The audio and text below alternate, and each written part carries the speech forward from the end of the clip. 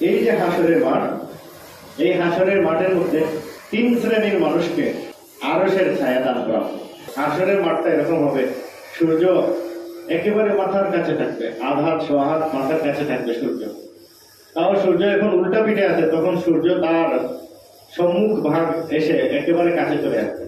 তো মানুষের শরীর থেকে ঘাম বের হইতে হইতে কারো হাঁটু পর্যন্ত, কাঁধু পর্যন্ত, কারো কোমর পর্যন্ত, কারো গলা পর্যন্ত, কারো নাক পর্যন্ত এরকম ঘাম, রক্ত, পুজ হবে। আর ওটার মধ্যে সে সাঁতার কাটতে থাকবে।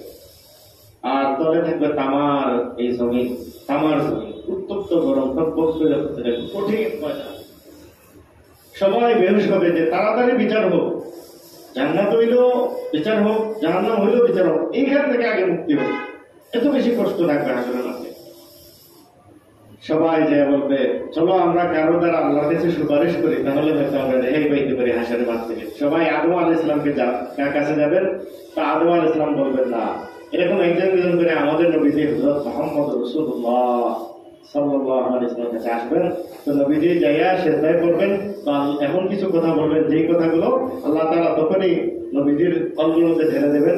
ওই কথাগুলোর দ্বারা, বাক্যগুলোর দ্বারা আল্লাহর প্রশংসা করবেন। তো আল্লাহ তাআলা বলবেন, ইয়া মুহাম্মদ ইরফা রাসাক, মুহাম্মদ মাথা তুলো, ওয়াশফা তুশাফা, সাল দোয়া কর, তুমি সুপারিশ করো, তোমার সুপারিশ গ্রহণ করা হবে, তুমি আবেদন করো, তোমার আবেদন কবুল করা হবে। এভাবে বলতে থাকেন আল্লাহ তাআলা।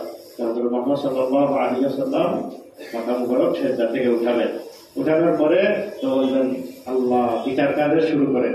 তো মিজানের পাল্লা আইসা সকলে আমলনামা বলিও মানা হবে, বিচার কার্য শুরু হবে। এই হাসরের মাঠের বিবরণ কিভাবে শুরু হবে, কিভাবে বিচার হবে, সেটার আলোচনা ইনশাআল্লাহ অন্য একদিন। এই জন্য সংক্ষেপে বললাম। আজকের আলোচনার উদ্দেশ্য হচ্ছে, যেই ব্যক্তির কাছে ইলম থাকবে, কোরআন থাকবে, তো ওই ব্যক্তি সকল ঘাটিতে মুক্তি পাবে।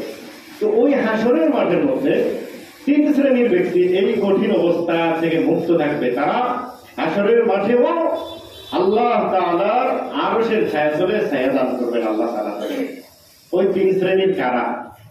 সালাসুন তাহতাল আরশি ইয়াউমাল কিয়ামাহ।